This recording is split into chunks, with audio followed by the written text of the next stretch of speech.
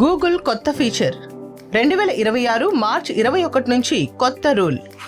Smart phone వినియోగదారులందరికీ సమస్యల్లో ప్రధానమైనది battery త్వరగా అయిపోవడం. ఈ సమస్యను తగ్గించేందుకు గూగుల్ ఒక కీలక నిర్ణయం తీసుకుంది. 2026 మార్చి 1 నుంచి బ్యాటరీ ఎక్కువగా వినియోగించే యాప్స్ పై కొత్త నియమం అమలు చేయనుంది.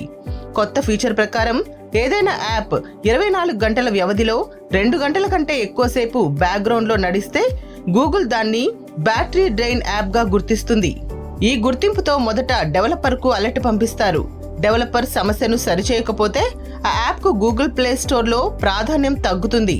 అంటే ఆ యాప్ సెర్చ్ ఫలితాలు పైభాగంలో కనిపించదు. యూజర్లకు సజెస్ట్ చేయడానికి కూడా గూగుల్ తగ్గిస్తుంది. అదనంగా వినియోగదారులు ఆ యాప్ను డౌన్లోడ్ లేదా అప్డేట్ చేయడానికి ప్రయత్నించినప్పుడు ఈ యాప్ మీ బ్యాటరీని ఎక్కువగా వినియోగించవచ్చు అని హెచ్చరిక చూపించనుంది.